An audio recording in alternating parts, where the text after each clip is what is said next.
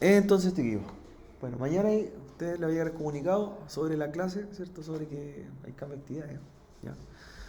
En la unidad número 2 ya estamos metiéndonos en el lectivo en cosas ya gráficas. De hecho, les dejé algunos videos también. Ahí está, justamente. De cómo hacer un mini proyecto en Unity, que es la herramienta base para trabajar proyectos de realidad virtual y aumentada y juego y todo lo que tenga que ver con animación. Como, si yo sé Unity, como digo, no necesito hacer otra cosa. El resto no meto, no, meto librería. Si Unity es todo, como Python. Le puse Blender y descarga de Blender porque es una herramienta que también se ocupa harto. No vamos a gastar tanto tiempo, yo les digo acá, en Blender porque es más que nada para hacer cosas que no las puede hacer Unity. ¿Ya? Blender es un modelador de objetos 3D que, por ejemplo, a ver, para hacérselo bien específico, supongamos estoy haciendo un juego o un demo de realidad virtual en Unity y quiero un personaje o un objeto que no está en Unity en la librería que tiene para descargar, no está. Entonces ahí lo ocupo Blender, pues, y lo hago. Un bonito, no sé, pues lo dibujo, lo creo. Pero si yo tengo una librería que ya está para descargar, no voy a gastar 2 semanas en hacer un personaje si lo puedo bajar, pues. Es lo mismo que explicamos, optimizar. Y para eso es Blender, para hacer cosas que no están en Unity. Una consulta, nosotros cuando descargamos, ¿cómo se llama el programa para ocuparse ya? Visual Code. El Visual Code se nos descargó Blender, porque tenemos la posibilidad de descargar Visual Code de Enterprise, gratis. ¿Es que va que el mismo? ¿Es el mismo entonces? Sí, el mismo. Ah, Es que y también ahí bajó Unity, pero bajó una versión más antigua. Por eso yo se lo borré y le puse el artículo 10. sí, pues sí, pero lo que pasa es que Unity, como le digo, integra programas y trabaja con otras plataformas. Ya, Unity trabaja con Android Studio, trabaja con Visual Studio, trabaja con Blender, trabaja con Adobe 3ds Max y con varios software de distintas cosas, de diseño de audio, de multimedia, de 3D, ya. Toma librerías, toma paquetes ya listo y lo integra y es como la olla, le digo, siempre es como la olla para cocinar, mete los ingredientes y sale la cocina, la comida. Ya, eso ya hace Unity. Entonces, en este caso es lo mismo, si Blender ya viene incorporado, tiene para qué instalarlo. Entonces, ¿para qué va a ocupar Blender? Yo creo que lo va a ocupar si va a ser algún elemento que no está en Unity. Ya, no es- o sea, cuando yo ocuparía Blender, por ejemplo, quiero hacer un juego, no sé, o un proyecto innovador y que no exista en ningún lado, o sea, que nadie lo tenga. Ahí ocupo Blender porque hago mis propios objetos, mis propios personajes, por ejemplo. Ahí lo ocuparía Blender. Tendría la forma de justificarse. ¿Ya? Y les puse ahí también cómo hacer un personaje, o sea, cómo hago un bonito en Blender, o sea, con figuras geométricas. Todo se basa en figuras geométricas, ¿ya? Si ustedes ven cualquier tutorial o en cualquier programa que haga animaciones, tanto de multimedia, cómics o lo que sea, se comienza con figuras, ¿cierto? Geométricas que se le van poniendo capas y así se hacen bonitos. Eso es Blender. Yo tengo amigos que usan Blender, por ejemplo, que son arquitectos y usan Blender para hacer diseño de los muebles de una casa piloto. Como Blender, por ejemplo. Quieren ver cómo hacer el living, el sillón y lo hacen en el simulador. Eso es Blender, para que tengan la idea. O sea, lo puedo ocupar para ese tipo de cosas. Pero no es que haga juegos con Blender, no. Hace objetos. Objetos. Un modelo 3D. Nada más que eso, ¿ya? Y ese proyecto lo ocupo y lo meto al programa que necesito, que en este caso es Unity.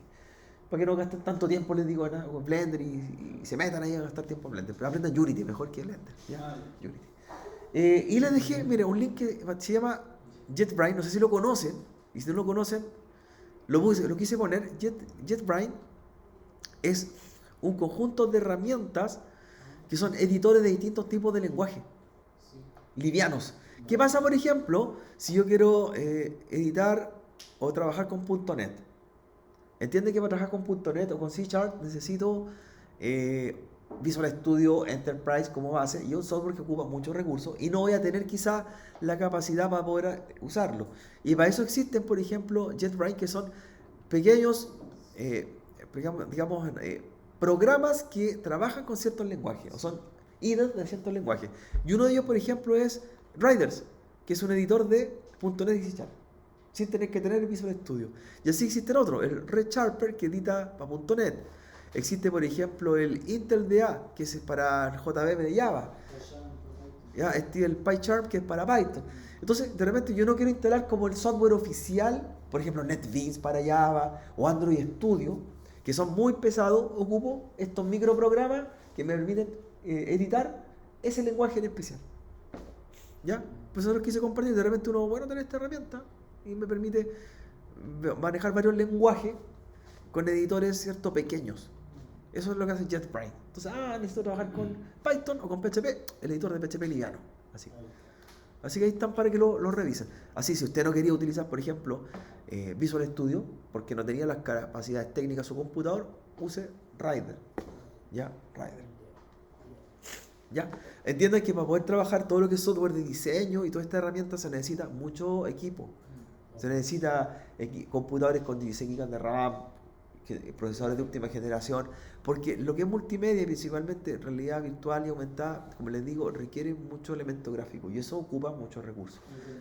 El renderizado sobre todo, claro, y el juntar y maquetear. Entonces, de repente necesitamos máquinas potentes que quizás no contamos con ellas. Una cosa es que yo tenga en el laboratorio, pueda trabajar con un computador potente, pero en la casa no lo tengo. Entonces también tenemos que tener la opción. Y eso que vamos hoy en día es poder crear una máquina en H que me permita tener un computador potente en la nube y lo ocupe cuando quiera, sin tener que depender los días lunes solamente acá en el laboratorio. ¿Ya? O sea, si usted tiene un computador potente y puede hacer todo, hágalo ahí, ¿por cierto? Pero si no, hágalo ahí en H. Ocupe los $100 que tienen de cupo y sáquenle provecho a las máquinas virtuales potentes de Microsoft para poder meter todos estos programas que estamos viendo, como el Unity, ¿cierto? El Blender y todo lo que usted quiera. ¿Ya? Les voy a mostrar cómo se hace para que así no dependan de un equipo físico para hacer todo siempre en el laboratorio y lo pueden hacer en cualquier lugar. ¿Ya? Eso es una. Y lo otro, como les digo, que vean los videos que les subí. Dice 17 de octubre de Unity. La instalación de Unity ya la conocemos, pero vean cómo se hacen los proyectos en Unity. Así que yo les dejé unos pequeños videos, ¿vale? Igual voy a mostrar algo hoy día, para que lo tengamos claro. ¿Qué me interesa? Que sepan de Unity, para trabajar ya a mayor escala. No solamente me interesa que sepan que es un programa que me permite unificar plataformas, ¿cierto? Y trabajar con multimedia, 2D, 3D, y también realidad aumentada, videojuegos, todo lo que usted quiera. Sino que sepan de dónde obtener el material que utiliza Unity, ¿ya? Unity, como les digo, necesita tener una licencia, que es la licencia personal la que tenemos nosotros. Necesita tener un editor, ¿ya? Para poder trabajar, que sería el editor que compila los distintos tipos de lenguaje o módulos que se le agregan. Ahí están. Pero cuando quiero hacer proyectos, de repente yo necesito librerías. Y yo les voy a mostrar algo rápido. Por ejemplo, quiero trabajar en un proyecto, o abrir un proyecto que ya tenga, sobre, no sé, realidad virtual, o un proyecto de un videojuego. Y de repente me pregunto, chuta, ¿y dónde saco los personajes? ¿Dónde saco los escenarios? ¿Dónde saco los fondos? ¿Dónde saco los plugins para trabajar con Oculus o con algún tipo de lente, por ejemplo? No voy a inventar la rueda, sino que lo que voy a ocupar son herramientas que ya están. ¿Ya? Entonces, por ejemplo, aquí yo tengo un proyecto, se llama test número 3, para trabajar un escenario de realidad virtual. ¿Ya? Entonces, estoy creando un proyecto en Unity, pero el escenario, ¿dónde lo saco? Ya lo tengo. Si se fijan, no sé si se alcanzan a ver acá, hay una carpeta que se llama Asset. Asset es la plataforma de donde se bajan todos estos paquetes, librerías para los proyectos de realidad virtual y aumentada. Y de hecho aparecen dentro de los proyectos de Unity. Ahí está. Y fíjense que tengo modelos, personajes, texturas y todo lo que yo necesito. O sea, cuando yo comienzo a hacer un proyecto en Unity no necesito hacerlo desde cero. O sea, ya puedo partir con una base, y ya sea para realidad virtual, aumentada o lo que sea. Incluso, por ejemplo, ya tengo los controladores para simular que soy el personaje dentro de un proyecto de realidad aumentada o virtual. ¿Ya? Estos examples o estas librerías, como ustedes pueden entender, que las podemos agregar a nuestro proyecto, ¿dónde las compro? ¿Ya? ¿Dónde las compro? Yo tengo, como les digo, varias texturas para trabajar con Vuforia, para trabajar con otros modelamientos, ¿ya? Dentro de los proyectos. Pero lo importante es que sepan ustedes que se sacan del sitio que se llama Asset. Lo voy a mostrar acá. Asset,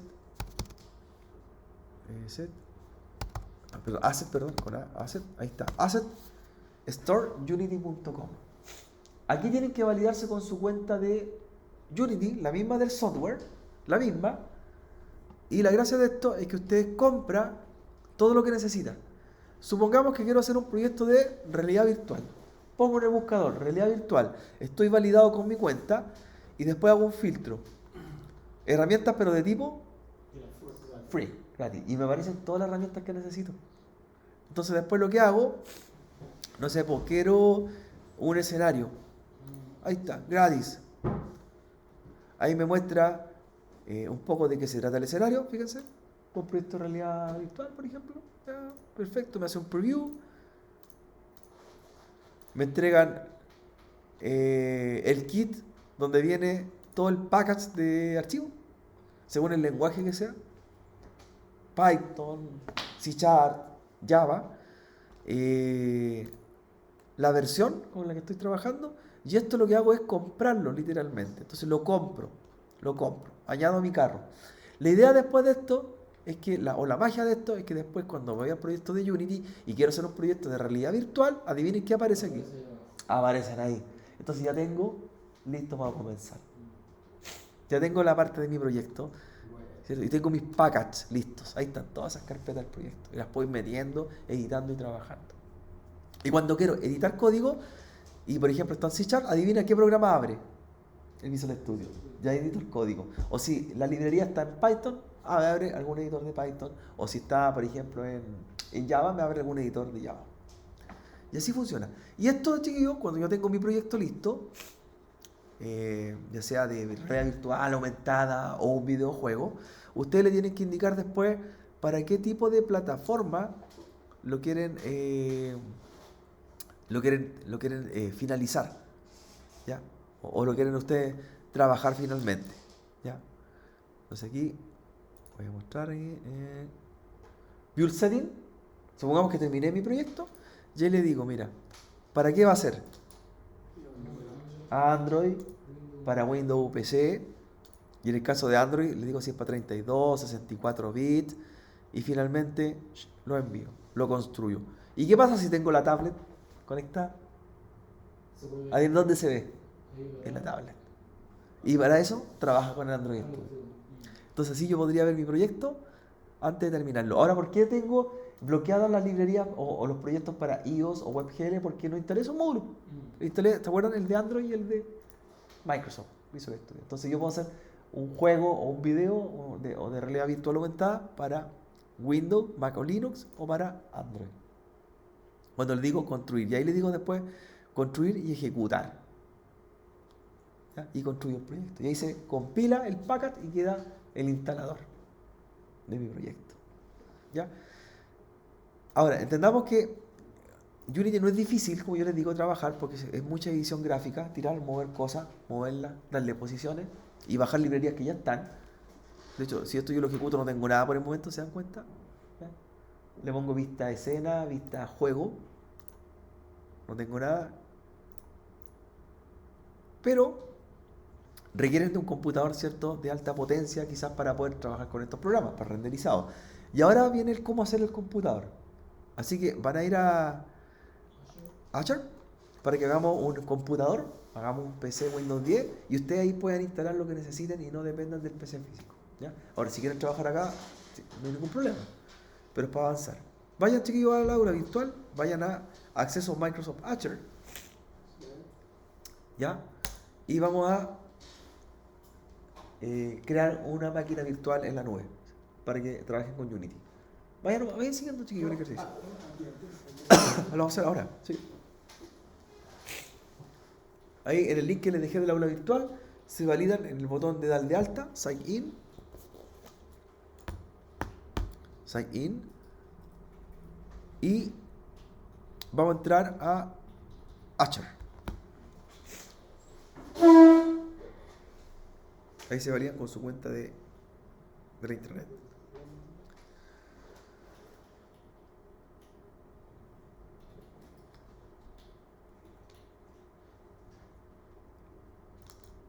Virtuales. Si bien han descargado software, no tiene que ver con el saldo que tenemos para trabajar. Ahora, ¿cómo lo reviso? Voy al inicio y ahí buscan suscripciones. Y ahí les va a decir qué suscripción tienen. Deberían tener una que se llama Azure for Student, suscripciones, y que les diga cuántos dólares tienen actualmente. Ahí. No tienen la Azure for Student, ¿cierto? Sí. ¿La tienen? Entonces, ¿la tienen? Ya, listo. Si la tienen, van a poder crear máquina. Revisen si les dice cuántos dólares tienen en uso. Dice costo actual 0. Entonces la tienen lista. Ahí está. Yo he ocupado 28 dólares porque he hecho máquina, ¿cierto? ¿Sí? De 0 a 0. Está bien, pues está activa, dice, activa. Activa. Sí, está bien. Y Pensé cero. que había ocupado, yo. Ya. Vamos a crear entonces ahora una máquina ocupando esta suscripción y poder crear el saldo necesario. Y yo tengo 3 suscripciones. Voy a ocupar la de otra que tengo también por ahí disponible. Profe, ¿puedo guardar mi página web aquí? Sí, es una máquina virtual. Me refiero, disculpen la ignorancia, profe, Sí. pero no como en un hosting, ¿cierto? Una máquina, su máquina. Usted levanta todos los servicios que quiera. Pero si yo, por ejemplo, monto, o sea, subo una página web y le mando un link a alguien, ¿la puede ver? Sí, pues si es una máquina pública, una IP pública, claro, por supuesto. Ahí tendría que ser un Windows Server. Windows Server. Windows Server, claro. Pues si están listas, ¿cierto? Como, igual que la WS, las que vienen con las herramientas necesarias. El sistema operativo vacío, usted tiene que Crear todo. instalarle todo, claro. Ya. Ahora nosotros vamos a hacer un Windows 10 que no tiene nada. Usted le instala todo. ¿Ya? Ahí le instala Unity, todo lo que quiera. ¿Ya? Y vamos a hacer una máquina potente. Ya. Para que puedan trabajar bien. Entonces, chiquillos, lo que tenemos que hacer es Ese no. tenemos que crear nuestra máquina. Tenemos la suscripción lista. ¿Usted la tiene ya? $100, $100. Sí, sí. Ya. Entonces vamos a crear nueva máquina. Nueva máquina. Yo tengo una suscripción, voy a ocupar la de Teacher. ¿Ya? También tengo $100. A ustedes les va a aparecer crear con suscripción de Student, ¿cierto? ¿Ya? Y crear nueva máquina. Nueva máquina. Máquina de Azure. O Microsoft Virtual Azure. ¿Ya? Vamos a seleccionar el tipo de máquina. Seleccionen la licencia. Le va a decir suscripción. Azure for Student. Yo lo voy a hacer con Azure for Teacher. Y van a crear el grupo de recursos. El grupo de recursos se referencia, por ejemplo, que ustedes, como van a ocupar su cuenta, van a hacer varios tipos de máquinas, quizás para distintos proyectos. Si hacen un grupo de recursos es para diferenciar las máquinas de qué proyectos son. Por ejemplo, yo hago los nombres como grupo de recursos con el nombre de la asignatura. Entonces, realidad virtual, no sé, servicios web, otra que se llama infraestructura, y así voy creando grupos. O si no, me los crea por defecto. Así que hay que crear un nuevo grupo y le dan el nombre que ustedes quieran para que su máquina quede en ese grupo. ¿Ya? Como ya tengo un grupo listo, lo voy a meter al grupo que se llama realidad aumentada. ¿Ya? Ahí usted crea un grupo, ¿cierto?, de su máquina, como lo quiera hacer.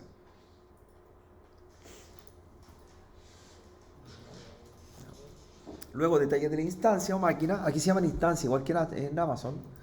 Le dan el nombre a la máquina.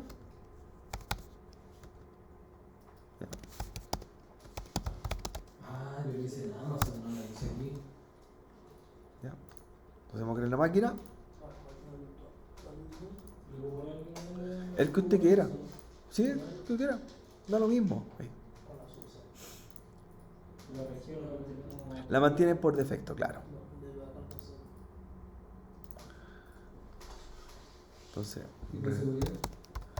vamos a hacer raridad. Ubuntu, La no.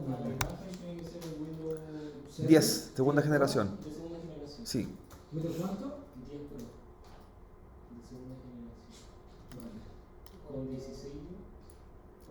Entonces, categoría estándar, sin redundancia, y Windows 10 Pro 21H2 Generation 2, de segunda generación. ¿Ya? Esa máquina va a tener las siguientes características: 64 bits. Va a ser la máquina de 2 BPCU, 16 GB de memoria RAM. ¿Ya? Esa máquina selecciona. Profe, ¿por qué usted sale más caro que a mí? Porque la mía es más potente. ¿Tengo la misma que usted? ¿Y qué versión? ¿Y qué módulo? ¿Y en qué región? Estándar E2S-B-3-2 BCPU 16 memoria y me cuesta 91. ¿En qué región está? Ah, ya, ahí está, mire la región. ¿Ah, lo cambió? ¿No? Mire la región. Porque ¿Y tengo- por qué usted le destinó otra? Porque tengo ocupada otra ya. Ah, ya. Claro. La tengo esa. Tengo ocupada esa región. Solo dejamos la de. La que viene por defecto, claro. Crean el usuario, como ustedes quieran. Le crean una clave. Profe, consulta y eso me lo va a descontar de mi saldo. Sí, Mientras estoy ocupando la máquina. claro, mientras esté encendida. ¿Cómo? Porque me dice $91 por mes y tengo 100. Pero dice $91 encendida las 24 horas durante todo un mes. Sí, sí, sí. Me va a ir descontando, pero después ese saldo igual puedo gastarlo en otras cosas. No, ese es si la máquina estuviese encendida las 24 horas durante un No mes. me cobra el tiro. No, tenés que Va cobrando mientras. Ya. tenés que ir apagándola, igual que Le cobra por hora encendida, claro, hora de uso. Hora de uso. Ya, entonces tenemos lista la cuenta. Puertos de entrada públicos, permitir todos y seleccionan todos los puertos, incluyendo el de escritorio remoto, que es el RDP. Todos los puertos seleccionados. Ya, y los marcan todos también en el acceso. Y confirmo que tengo una licencia de Windows 10, dice, activa. La casilla. Ya. Nos vamos a la siguiente pestaña. El disco queda como SSD Premium, es un disco de 256 GB de tipo SSD. Eso es lo que trae predeterminadamente esa plantilla. Y fíjense que en la casilla que diga eliminar con VM, con máquina virtual, esté activa. Porque nosotros cuando eliminamos una máquina, sus recursos de hardware también tienen que irse con ella. Es decir, la tarjeta de red y el disco duro. Si no se van, nosotros podemos eliminar la máquina y un recurso puede quedar todavía en uso. Así que fíjense que esté activa la casilla que diga eliminar VM.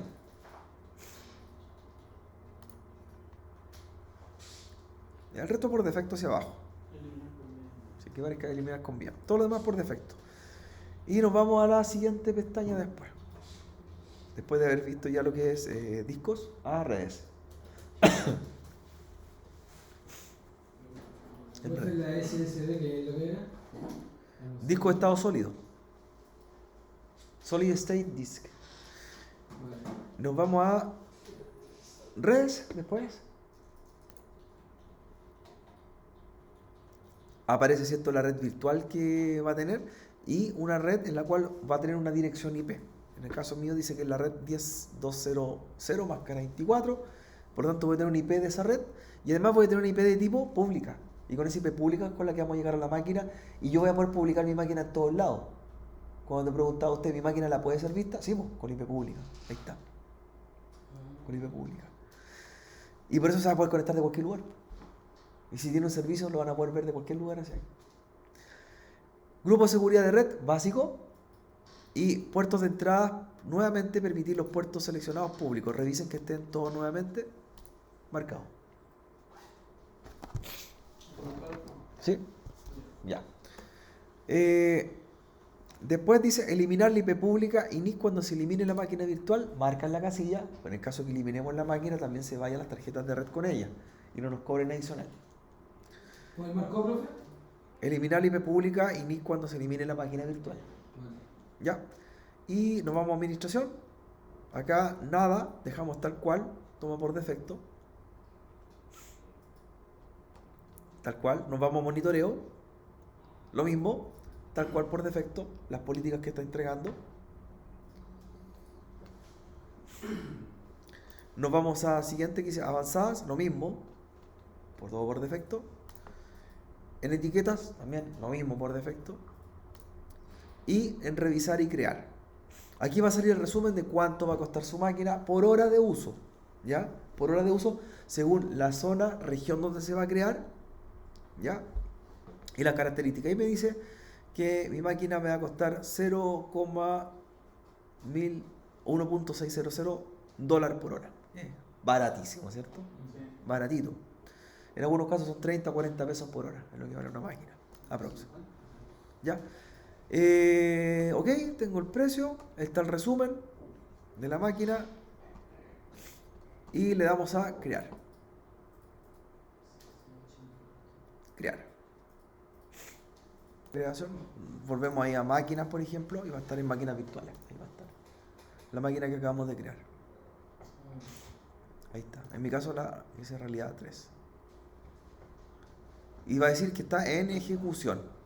El resto está apagado. Importante, chiquillos, que apaguen las máquinas una vez que dejen de usarlas.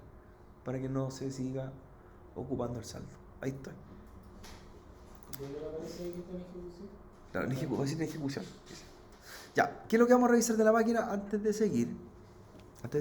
Tenemos que abrir algunas políticas de seguridad de la máquina que nos faltan, ¿ya? Con respecto a los puertos y algunas cosas más. Así que pinchamos en la máquina Vamos a ir a la pestaña que dice redes, a la izquierda, redes. Y le va a aparecer las políticas de reglas de puertos de entrada, ya que es el cortafuego que tiene Archer hacia la máquina. Si bien hay algunos puertos que están abiertos, que los que aparecían por defecto cuando los marcamos, que eran 4, vamos a abrir más puertos. Así que lo que van a agregar es una nueva regla de entrada. Una nueva regla de entrada hacia la máquina. Ahí. ¿Ya? Agregar regla de puerto de entrada. Y la política o regla que van a hacer es la siguiente.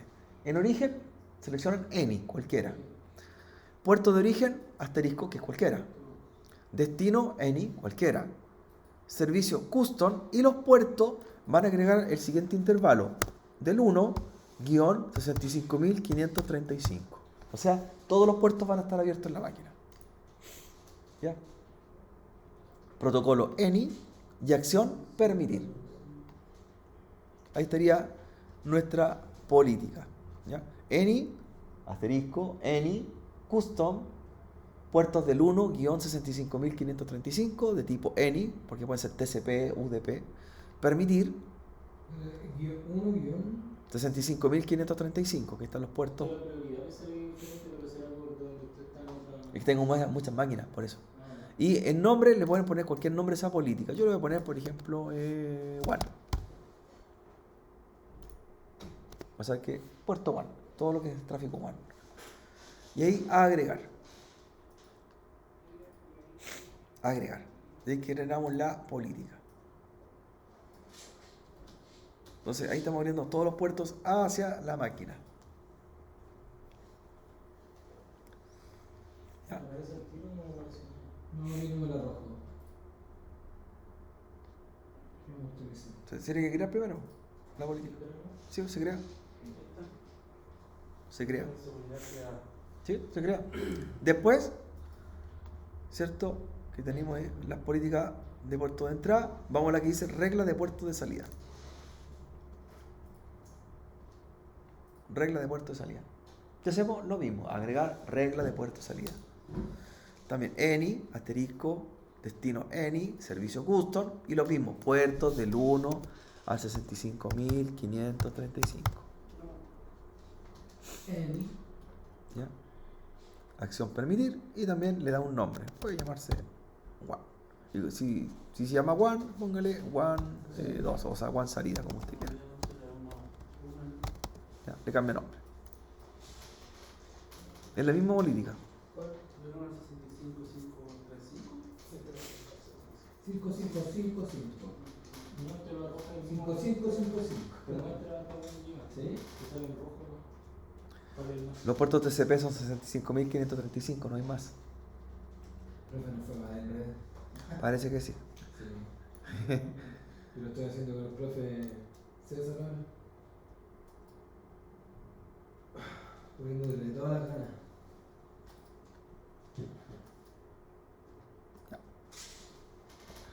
Ya le salió cierto que hay más puertos abiertos, le va a dar como la descripción.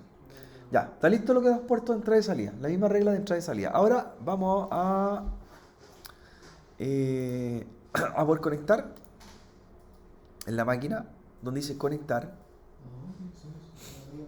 ¿Ya? Ah, Y conectamos por el protocolo RDP, Remote Desktop Protocol. ¿Ya? RDP. ¿Dónde está conectado el profe? Conectar. Dice conectar. Abajo. Ahí está. Conectar. Eligen RDP. Y vamos a conectarnos. ¿Qué necesitamos para conectarnos? 3 cosas. La IP, el usuario y la clave. De hecho, pueden bajar un archivo que viene y el archivo viene con los datos listos. Sí, bueno, sí. ¿Ya? Descarga el archivo, viene con la IP, usuario y clave. Y le va a abrir el programa que tengan de conexión de escritorio remoto. Si están en Linux, le va a abrir Remina. ¿Ya? Con Remina. Si están con Windows, le va a abrir escritorio remoto. Me olvidé el usuario. Pero descarga el archivo y te muestra todo. ¿Ya? Así que ahí va el archivo y los conectamos. Y se conectan. Profe, ¿ese archivo muestra la clave igual? No, va No.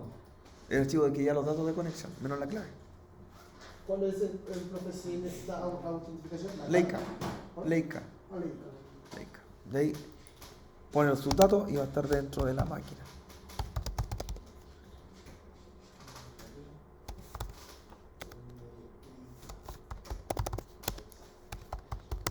El dominio aquí igual sería. No, en blanco, en blanco. Ah, Oye, no me puedo conectar por el usuario. ¿cómo te El usuario Play. Dice nombre de usuario, contraseña, dominio. El usuario clave que usted creó, nada más. Sí, Ah, sí, después creí otro. La administración acá. Eso quería ver, ¿no? Ahí está con la máquina. Es de tener. Ah, Ahí la apago. ya. Ahí se apaga la máquina. ¿Dónde? En la máquina de tener. No me dejaron el dominio contigo porque se puede modificar, ¿cierto? ¿Sí? Y si reviso después la máquina dice ya está en ejecución, va a decir después detenida. Y está lista.